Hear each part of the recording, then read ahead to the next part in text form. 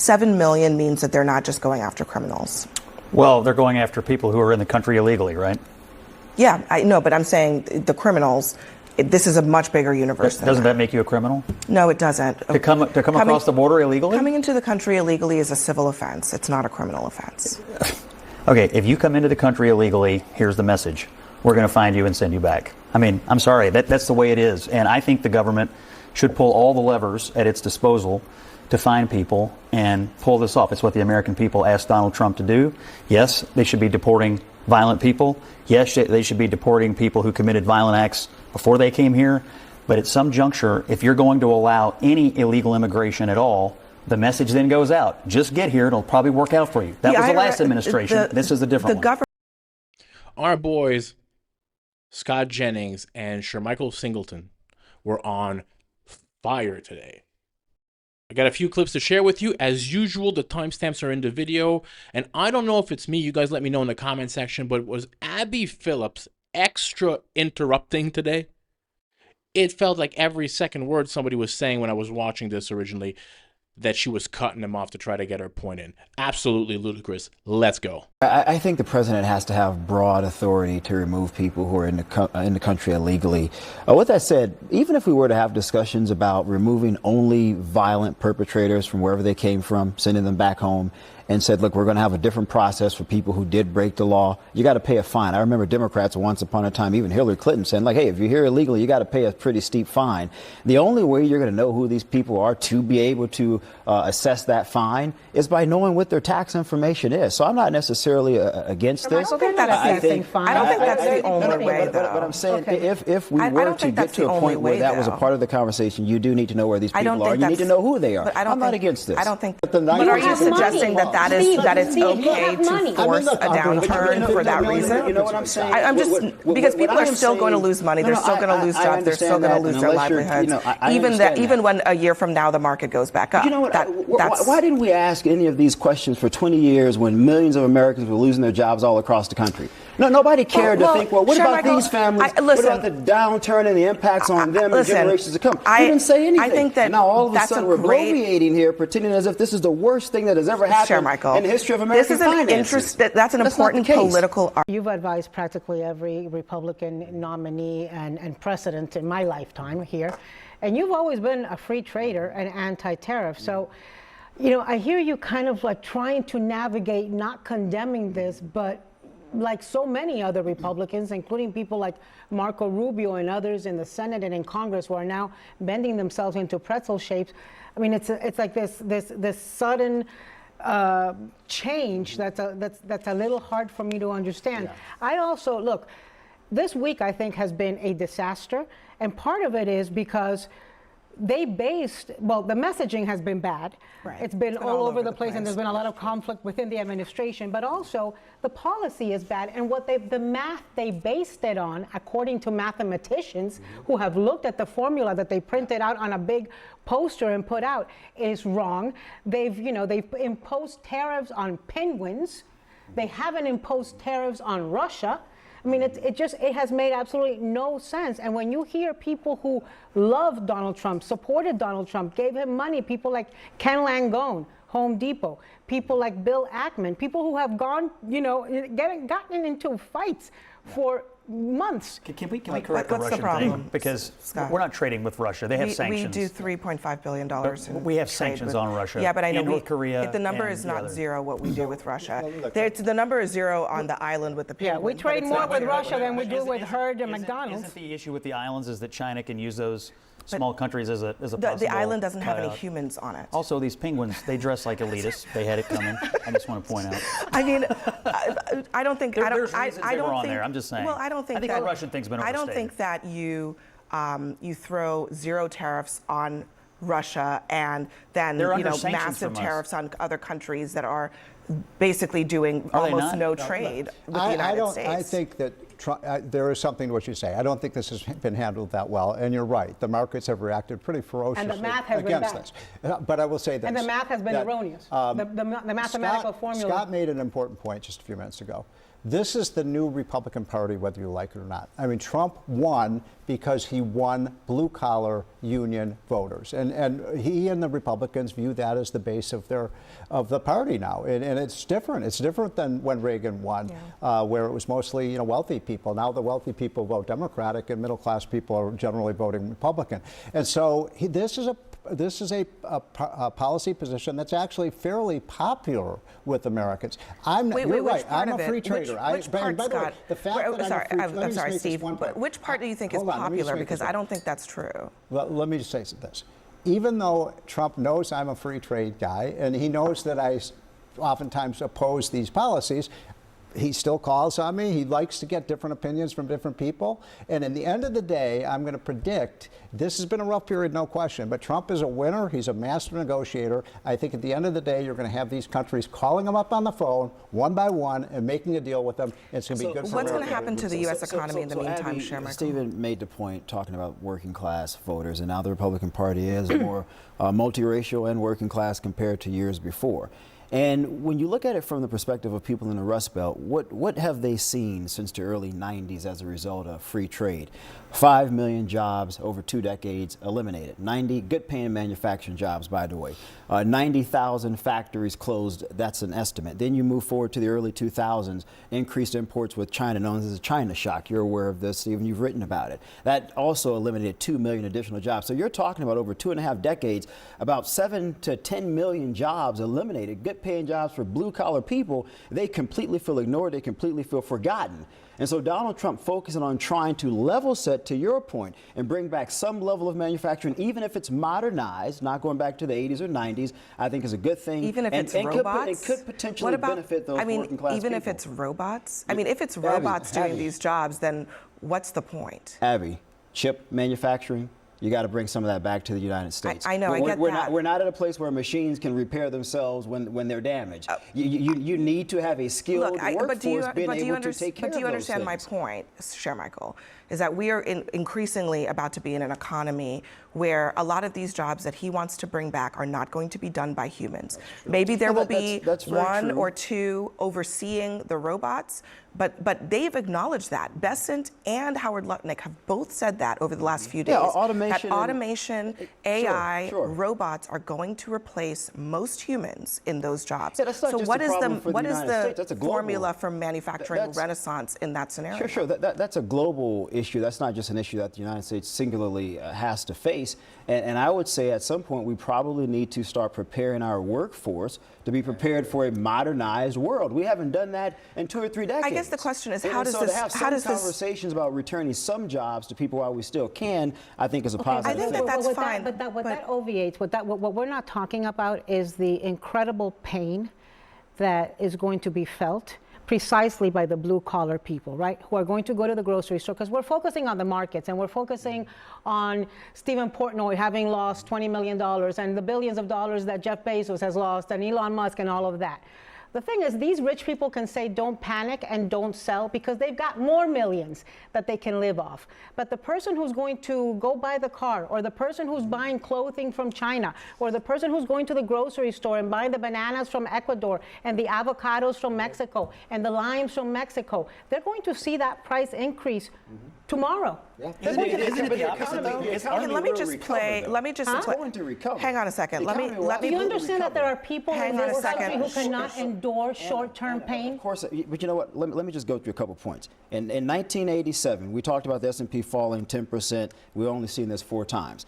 In 1987, it occurred. We saw a bounce back of 102%. November 2008, a bounce back of 105%. In 2020, a bounce back of 94%. It recovers, and it recovers stronger than it was before. That is absolutely Shermichael, in none of those cases that you just cited is it a man-made crisis. This is created by one person.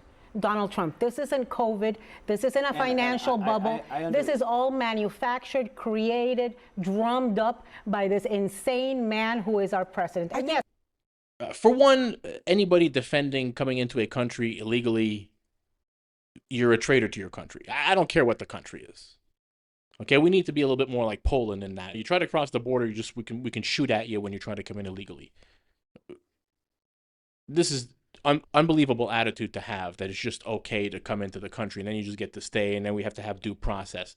Ludicrous thinking by Abby Phillip. Now, when we come to the tariffs, Trump's been talking about tariffs for 30 or 40 years. He ran on this. So if you're somebody who doesn't like the tariffs, you wouldn't have voted for Trump. Because obviously if you voted for him, you knew this was coming down the line. And if you're somebody who doesn't like the tariffs, even worse would be not putting on the tariffs after you ran on it, because that would mean that you can just make empty promises to people and then not fulfill them. Trump is the president of the American working class. And this is what people like Abby Phillips don't get. This is why the billionaires are upset. This is why the Wall Street people are upset, because Trump does not care what they think.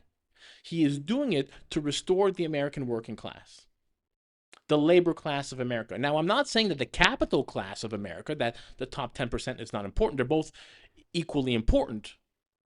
But we have to remember the term equally. And right now, the American middle class has been decimated for decades upon decades. This is a way to get that back. When he talks about the chip manufacturing coming into America, that's a $7 trillion deal that's estimated. Look at auto manufacturers. How many German cars and Japanese cars, Korean cars do you see in America? A lot. When you go outside of America, when you're in Germany, how many Fords or Chevys do you think you see there? Not many. You might see some Teslas. You go to Japan, same issue. I want to talk about tariffs. Last year, my wife is Thai. We own some property in Thailand. My family is long deceased. Her family is still very much alive. So we spent a good amount of time there. I bought a brand new Harley Davidson in Thailand last year, 2024. I paid exactly double, to the penny almost, exactly double the cost that it would have cost me in America. The rest of the world gouge us. When you look at the American middle class, that top 10%, they own 88% of all the equities in the country. Now, that could be deceiving because there's some teachers and janitors that have big 401ks, and they might get lumped up in that group. But for the most part, it's that top 10%. The next 40% own 12% of the stock market. And the bottom 50% of Americans have debt. They have credit card bills. They rent their homes. They can't own. They don't make enough. The price of homes is too freaking high. They can't get a high-paying job. Trump is doing this for the American middle class. If you are a blue-collar American worker, this should be something that you're proud of. This should be the greatest week in politics for you. And this is what these elite Democrats that pander to the global elites will never get. Sorry to rant on. Let's get to the video. Listen, Trump, when you watch that little infighting that's going on, it reminds me of Abraham Lincoln and his team of rivals. He had people at the table who... Peter Navarro and Elon Musk remind you of Abraham Lincoln. Well, yeah, but okay. Elon Musk is probably the greatest... I must defend Abraham Lincoln on this. He's the greatest entrepreneur in world history. But I'm going to side on this one with Elon Musk. I mean, Elon Musk is right that tariffs are taxes. They can hurt the economy. We've got to have the most productive sector of the economy. But it's also true that, Peter Navarro figuratively took a bullet for Donald Trump. He went to jail for Donald Trump. And that's an amazing act of heroism, in my opinion, to do that rather than rat on what, the president said in secret meetings. So I have some admiration for Peter.